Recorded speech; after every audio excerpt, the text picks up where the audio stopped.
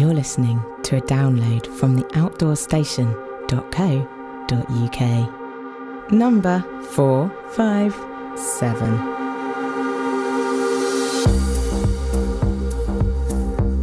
Hello and welcome back to the Outdoor Station, and this the first podcast of a two-part interview with the well-known author Keith Foskett, or Fozzie as he's probably better known to his hiking buddies.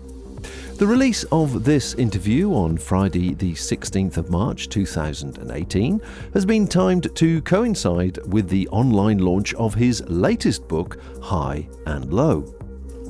As outdoor books go, it is slightly unusual in flavour, as it mixes not only Keith's natural storytelling ability with a good dose of humour, but also some excellent descriptions of several of the best UK trails, along with a subject rarely found in the outdoor library, and that is depression. It's all handled in Keith's unique style, and if you want to know more, pop along to theoutdoorstation.co.uk or keithfoskett.com and you'll find all the photographs, information and links there. Enjoy!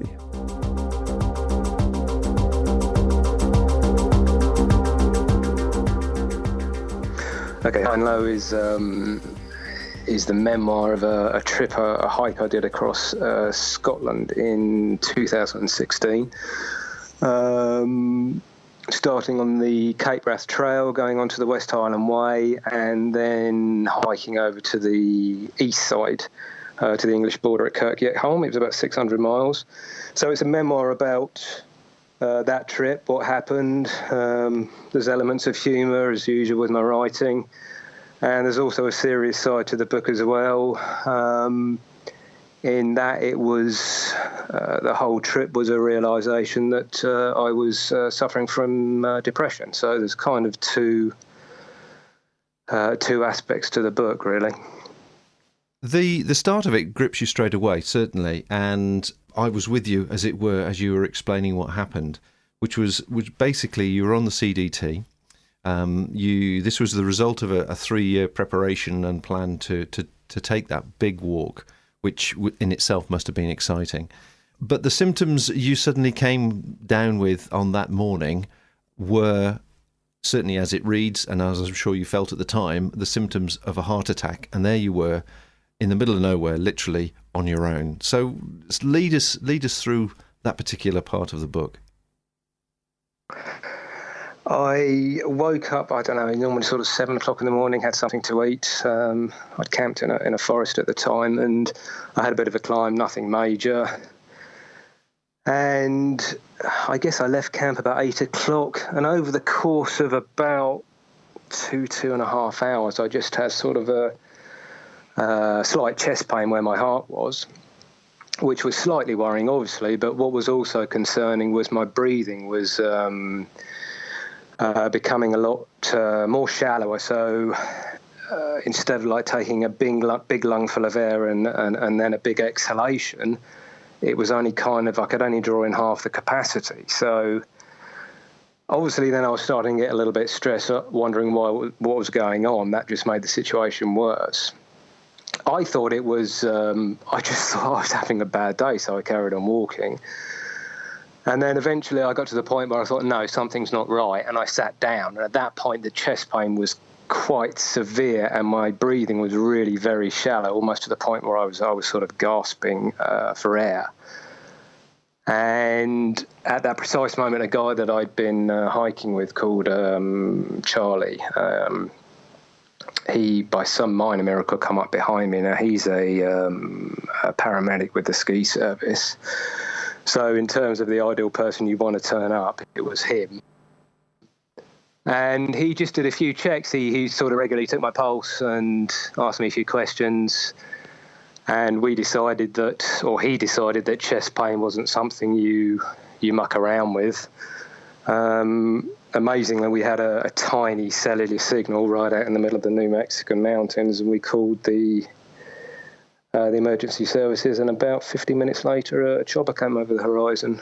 Took me back to Albuquerque Hospital, they initially diagnosed bronchitis, gave me a load of antibiotics, and basically said don't do anything strenuous for 4 weeks, which at that point would have put me so far behind target, both sort of financially and in terms of mileage. I decided to make the decision and came home. And at that point, it unfortunately didn't clear up. I had to see the doctors over here, and they diagnosed pneumonia. Gave me some more antibiotics with different antibiotics, and it did eventually clear up a couple of weeks after that. And I guess about 4 weeks after that, I flew up, didn't fly up, went up to Scotland to start the Scottish Hike, which is the book about. So that's how it kind of eventually, or how it originally came about. The highs, lows of just that part of the story itself, for me, must have been incredible in the sense that this was a 3-year preparation that you had put into practice, and you've obviously been looking forward to it, not only financially but also emotionally, and putting your world in order so you could go and do this trip. So mentally, that must have been an almighty kick in the pants. Not to mention financially, getting a ticket to come back. Do you know? Strangely enough, it was actually relief.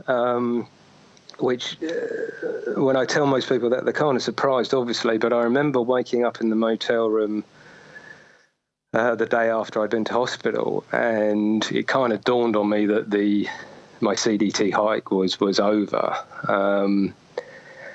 And I remember lying there in the bed wondering what to do, and I remember thinking, why aren't you disappointed? Why are you almost relieved? And I was relieved, and I kind of, to a certain extent, I was trying to fight it, thinking, no, you shouldn't be relieved, you should be upset. So I'm almost trying to change my opinion on it, but there was no escaping. For some strange reason, I was relieved that it was over. And I think, sort of looking back afterwards, those 500 miles on the CDT I wasn't happy for most of it, and I couldn't put my finger on it. I don't know what it was, but I wasn't enjoying the hiking particularly. Physically, I didn't feel great, which, obviously sort of came to that outcome. But I just mentally or psychologically, I wasn't there. I don't know why I wasn't enjoying it as much as I normally would do. And I just wasn't excited about the next 4 months of getting up to Canada. And I think it wasn't until I came back that I realised that at the time that was not the start of the depression thing, because I think I had it for 2 or 3 years before that, but it was the depression just sort of manifesting itself. That's one of the symptoms almost, that it doesn't matter what you're doing, even the things you really enjoy in life and the stuff you really love. Sometimes you just feel so down, and I think it was not immediately after I came back, but during the course of the Scottish hike and the months afterwards, I finally figured out what was happening. That it was the depression. I thought a comment you make in the book that your mother was fairly perceptive, and then she said that you just didn't seem right when you left for America. Yes. That's was one of her favourite sayings. Bless her. She's, I guess your parents know you better than anybody, but, and I'm not, the most forthcoming person with coming out with my feelings. If people ask me sort of how I am, even if I'm, if I've got a lot of problems, I'll just say I'm fine. A lot of people sort of, I'm fine, and you sort of leave it. But yeah, she was quite perceptive, and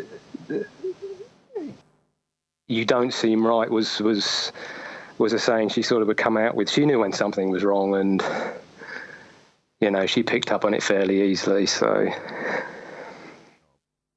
the previous podcast to this particular one will be the recordings from my 2008 trip to Cape Wrath, heading north.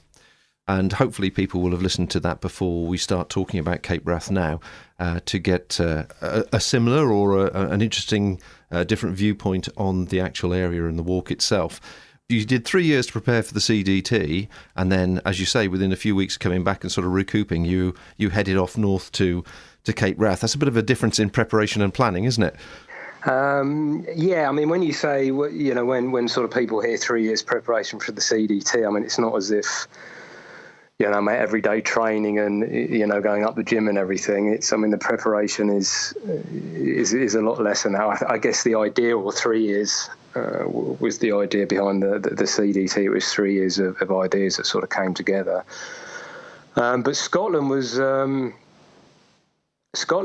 very sort of random. I guess I was kind of disappointed with coming back from the CDT and then trying to figure out what was going on. And normally, if things aren't going well in my life, then the first thing I do is I'll go for a hike. I'll escape to the outdoors where I can think. And I was just looking around for ideas, and I was speaking to Alex Roddy, a friend of mine, who edits my books amongst other things and does some stuff for TGO. Yeah, and we know Alex, friend of the station.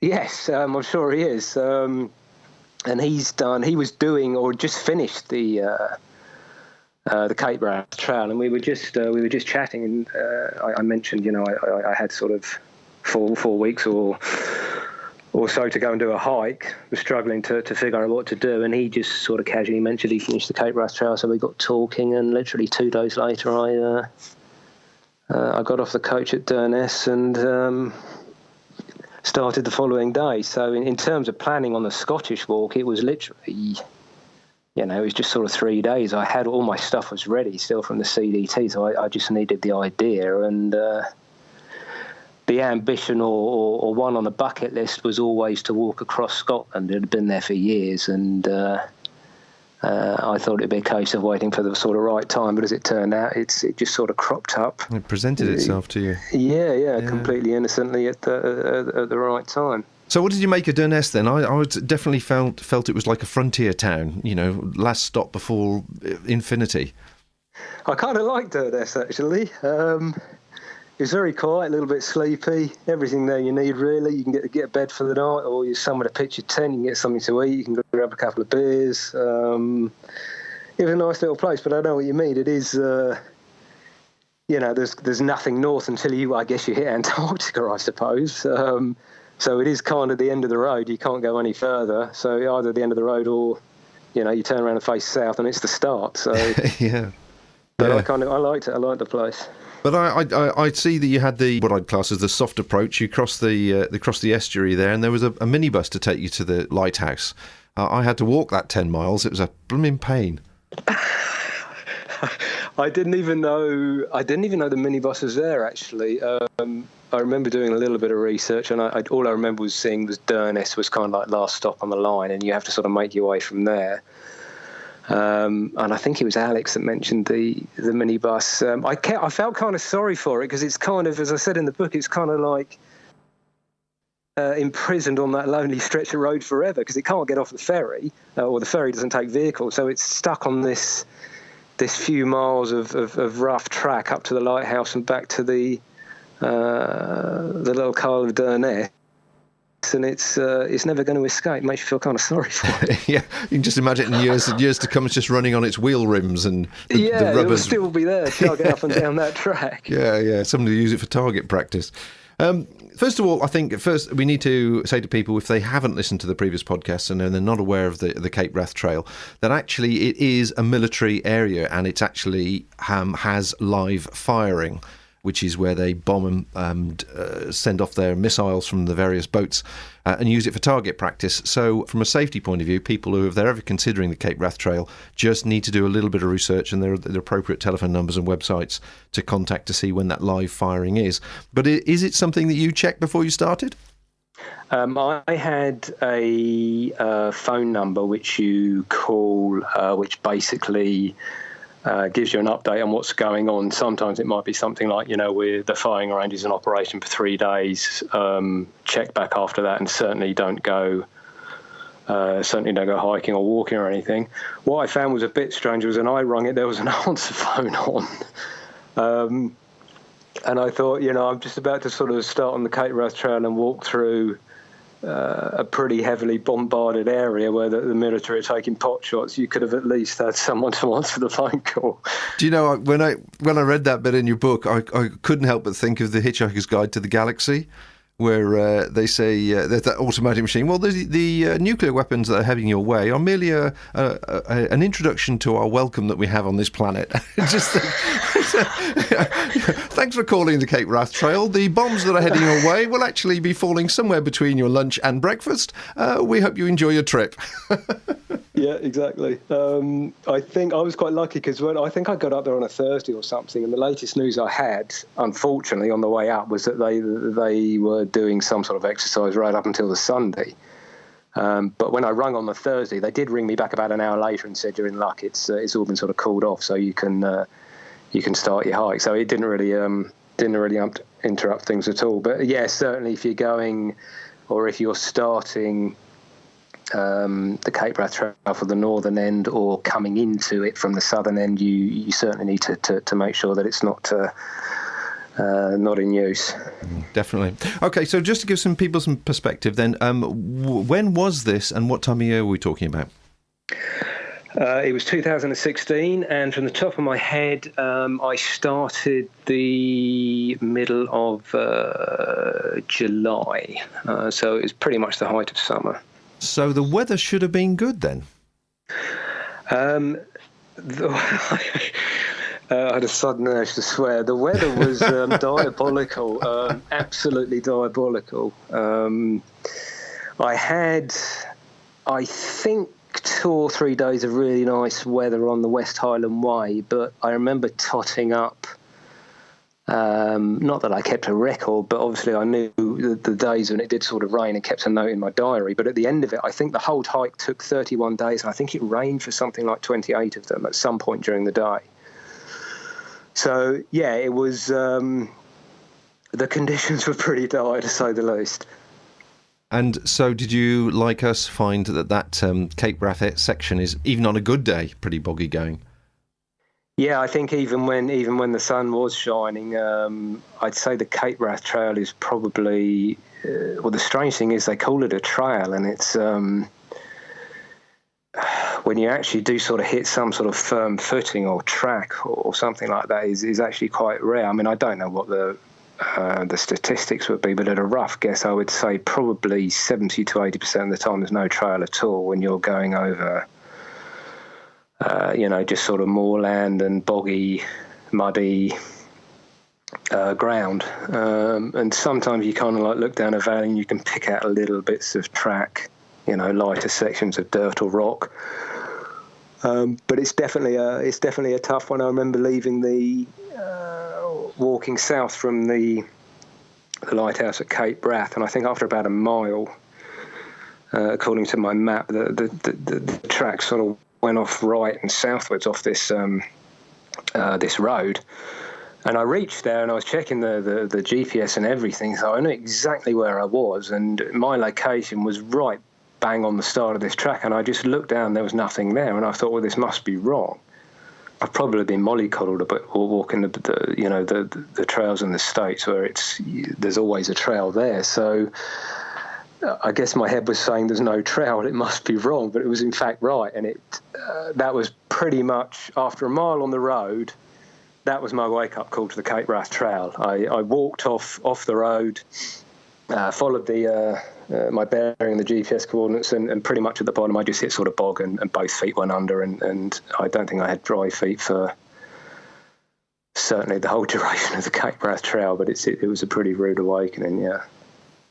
Well, as you say, it's a pretty remote trail. It's probably the most remote trail in the UK that's left, I would think. And I think a lot of people don't realise it is quite a challenge to do it. I mean, certainly we did it heading north.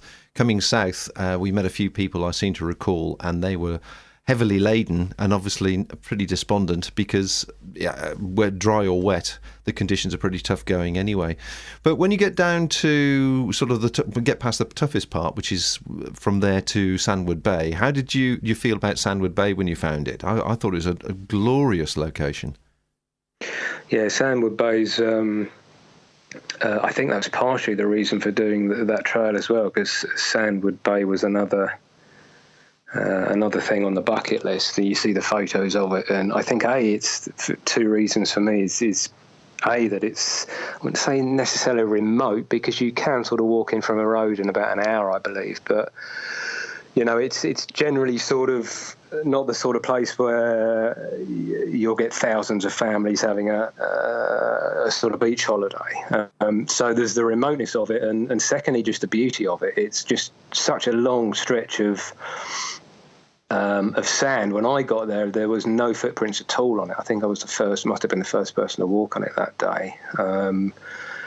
And then there's the mysteries that surround it as well. The tales of there's a few ghost stories floating around. There's the whole Viking thing. Apparently the Vikings used to pull their boats in and pull them into the loch, I presume, to shelter from bad weather, that sort of thing. So it's a fascinating place, and it pretty much it did live up to expectations. It's such a wonderful thing to look at more than anything. The Outdoor Station is your one-stop shop for audio and video entertainment for the self-powered traveller. You can find us online, on internet radio, on smartphones, on smart TVs, on YouTube, on Apple TV, on Now TV, and on Facebook. You can also stream us live via the iTunes app or TuneIn radio app. The list is continually expanding, and for full details of how to subscribe, download or stream and enjoy our massive free library, please visit theoutdoorstation.co.uk.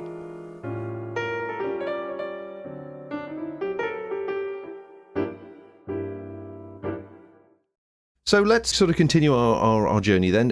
You've got past that part, and then you sort of start to get to the midsection, I guess, of the Cape Wrath Trail, and things settle down a bit. As you say, you didn't have the best luck with regards to the weather and the midges, I presume, as well. One thing I do want to just flag up with you is that in reading the book, now you'll forgive me because obviously I'm a bit of a purist, I was astounded that you did absolutely everything based on the phone and the GPS system and the mapping system on the phone. You didn't actually have a full-size map anywhere. I didn't know. I think that's probably just something that's stayed with me from the trails in the US, although when I did the PCT in 2010, we did have maps at that point, but the Appalachian Trail in 2012 I did just using my phone. I know the purists will probably cast scorn over me, but to be honest, Bob, I just prefer it. It's easy. I can use a map and compass. I go out and sort of practice my map reading, fairly limited skills, I suppose. But it was just it was the ease of use. My phone was sort of kept in a little pocket on my sternum strap, so I could just pull it out sort of fairly easily and look at it. There was a weather element as well, not only the rain but the wind, which, as you probably know, is never conducive to good map reading. I think it was just ease of use. People do frown on it. I think a lot of people use it. There is the element of risk in that, yes, you could sort of drop your phone in a puddle, your battery could go flat, but I try to sort of have things in backup. I have my battery pack, I think, is capable of charging the phone a good 8 times, which is certainly a week's worth of use. And I also carry a spare phone in the pack as well. So I don't know, it's a strange one. Some people like it, some people don't. I think it's just technology, it's progress. And to me, that's just the way I prefer doing it. Oh, there's certainly arguments either way. I was just saying it just came as a bit of a shock that you were relying primarily on a smartphone. However, having said that, if you're doing 600 or so miles, that's a hell of a lot of maps you'd have to be storing and posting ahead and all the rest of it. So, there is argument that if you're keeping generally to established trails, which you sort of were apart from Cape Wrath, which is, as you say, a bit iffy, you could argue that you don't really need them. So, I was just interested in hearing your comments, really. Just purely personal preference. That's all. It's just the ease of use. I think the other thing that appeals about the smartphone apps is that you do get a precise bearing as well. And believe me, there was a few occasions on on the Cape Wrath Trail when I was halfway up a steep-sided valley and the rain was coming at me like you wouldn't believe. And it's not the sort of place where, you'd want to be pulling a map out and trying to triangulate your position. To have that technology on my phone where I could literally just sort of pull a rain jacket or pull it under my rain jacket and then look at it, and I knew that's exactly where I was and what I needed to do, where I needed to go to get away from it was, that for me was more than worth its weight in gold. Something that I think most walkers listening to this will agree with and understand is that when you actually get out on the trail and start doing your hike, whatever country you're in, you sort of mentally get into a groove about the way that you move or your thoughts on where you are or the trail you're trying to follow or trying to find and pick up and navigate and so on. And you loved your description of the paths of limitless Guinness and paths of dystopia. Yeah. And I was thinking, yeah, I've been there. I've heard that. Did you explain that to people? This was, I guess, again, this was mainly connected to the Cape Wrath Trail because the paths improved drastically once you've gone on the West Highland Way. But as we said, the Cape Wrath Trail is most of the time there isn't even a trail there. So I kind of spent most of my days trudging through, uneven ground with soaked feet. Cursing the trail for the first few days, and I referred to those sections of trail as dystopia because they were pretty much the lowest you could get.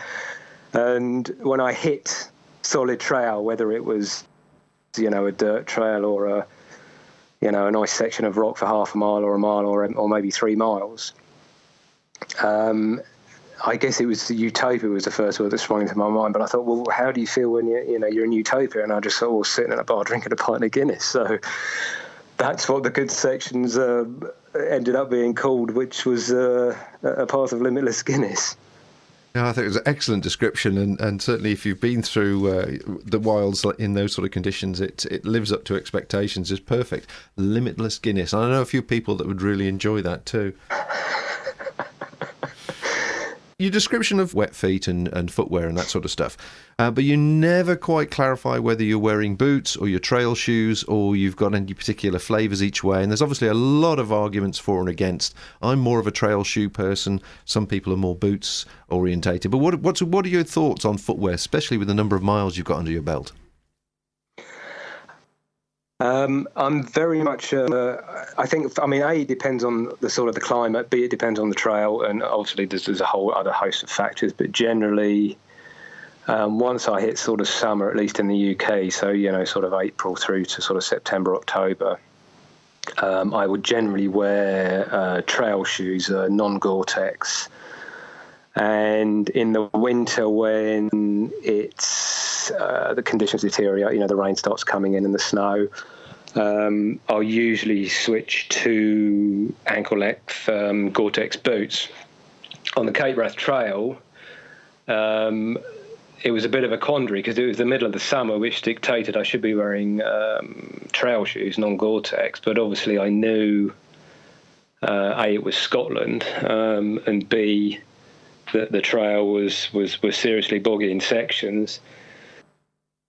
And in my limited experience of wearing Gore-Tex boots in the summer, in those sort of conditions, I know they usually create more problems than they solve, especially on the Cape Wrath Trail, because sometimes the water when you do put your foot down and the ground sort of swallows it up in this sponge abyss, it inevitably goes over the top of your boots and inside. And once that happens, Gore-Tex boots just seem to take ages to dry out.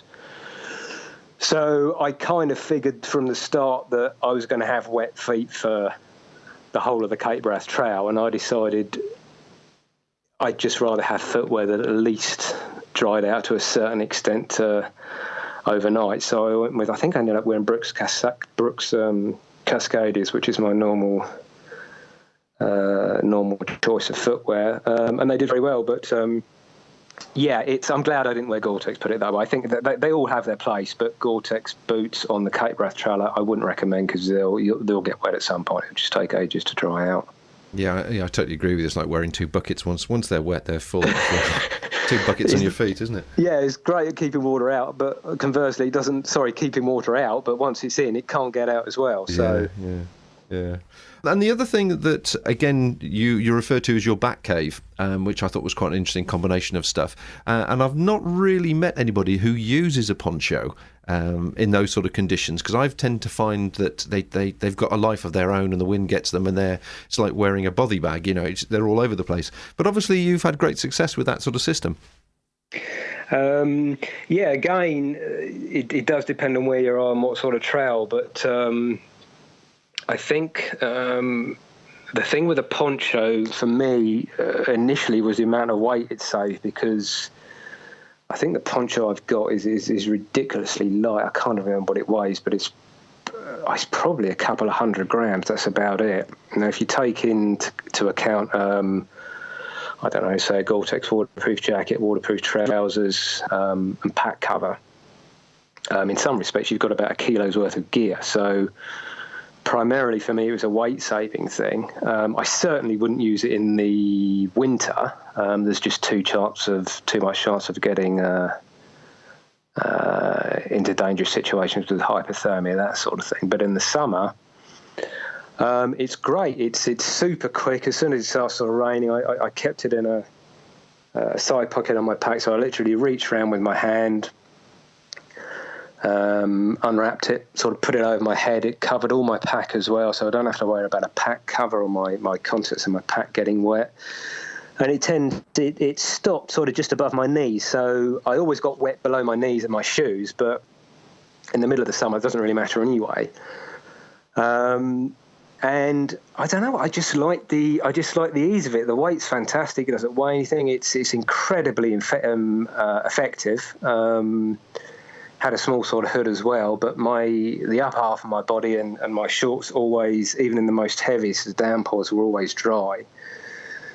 And more importantly, it kept my pack and everything in my pack dry as well. But like I say, it's only for certain sort of situations. I certainly wouldn't go winter mountaineering in a poncho. I recommend anybody does either. So was it Cuban fibre then, or siliconized nylon? And what about your arms? Is it sort of two holes and your arms are out, or are they tucked in? Yeah, it's kind of, if you can imagine, sort of a T-shirt, so your arms are exposed as well. And yes, it was, or is rather, because I still have it, made of Cuban fibre. I don't know how much a nylon or a sil nylon version would weigh. I would imagine 300 grams, I suppose, something like that. It's not a huge weight difference, but yeah, interesting. No, just again, it's just, you get into the groove of reading something and you understand where somebody is, and then it's sort of little things like this come out and you go, oh, that's an interesting approach. I've never considered that before. As I say, my experience in ponchos is they tend to sort of take off, and me with them, unfortunately. I think it's because it's a relatively tight fit. Once your pack is underneath it, it's kind of the circumference of the poncho is kind of quite sort of taut and tight. So it's not one of these. I mean, I did have an old sil nylon poncho, which was just so big. I think I had tents that used less material than that poncho. And yeah, I remember actually wearing it. First time I wore it, I was to the top of Penny Gant, and I remember hitting the summit, and this gust of wind just flew over the summit, lifted the top off, and blew it straight over my head, and I couldn't get out of the thing. So I was, top of the mountain in a howling gale, and I just couldn't find a way out of this poncho. And I think I got home and promptly gave it away. But the Cuban fibre ones, it's a far better design. It's more of a snug fit. The other thing I was thinking was unusual for this country, certainly I've seen it happen, certainly in Europe and definitely the States, is your use of an umbrella. Yes. Again, I think that sort of stems from the whole the lightweight approach, the ultralight or or hyperlight, whichever bracket you want to put it in. And there are sort of restrictions. A lot of people sort of look at a poncho and an umbrella and think, no, if you're going up to Scotland, you need full Gore-Tex jacket, trousers and boots and all this sort of thing. And on occasions you do, but the umbrella, strangely enough, came about not because of rain, but because of sun. I only started using one in 2010 on the Pacific Crest Trail, and the first 700 miles a desert terrain until you hit the Sierra Nevadas. And most people, the chances of rain is extremely unlikely, but everybody, or a lot of people, are taking umbrellas. And after a couple of days, I figured out why, just because of the heat and the sunlight. The last thing you want to do is wearing sort of long trousers and long sleeve shirts and hats, because you just get too hot. So we just had shorts, t-shirts, and we just put the umbrella up, and it was fantastic, especially at break times, because often there's just no trees about. So you were sitting down in full sun, which was just so uncomfortable. We just used to pop our umbrellas up and get a little bit of shade. And it's just sort of stayed with us. If I go out, even on a day hike now, I always take the umbrella. Just saves, stopping, taking your boots off, putting your trousers on, putting your jacket on, putting your pack cover on, at which point 90% of the time it stopped raining when you've done all of that. Yeah, sure. It's just ease, I suppose. But yeah, some people like them, some people don't. Well, what make is it? Is it a specific hiking umbrella, or is it just a general cheapy umbrella? I originally used what's called a Go Light Chrome Dome. As you're probably aware, Go Light... I believe Go Light have gone out of business now last year. I'm not sure, but I think they have. And that particular design, again, was primarily for sun protection. It was the outer surface was silver, so it reflected the heat and the light back. It was also incredibly light. I think it was something like a couple of 100 grams. When Go Light went bust, I was frantically trying to search around for a replacement, but obviously people had sort of grabbed them, and I came across a company in Germany called Euroscherm, who made an exact model, and having spoken to them a few times with a few emails, it actually transpired that they actually made the chrome dome for Go Light. So it's exactly the same umbrella. And it's great. I love it. It's just, I think, primarily again because it was light, and just it's the umbrella I became used to using in the States, and it works, so I had no reason to change it. I still have one now.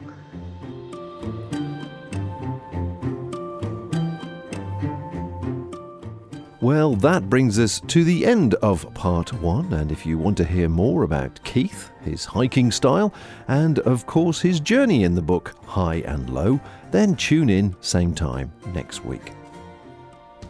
Now, I enjoyed the book and could empathise with many of the situations and emotions that Keith touched on within. But don't take my word for it. Visit theoutdoorstation.co.uk or keithfoskett.com, where you will find out more, see photographs, links, etc., and of course nab a copy for yourself should you so wish. My thanks to Keith for sharing his thoughts, and to you for listening.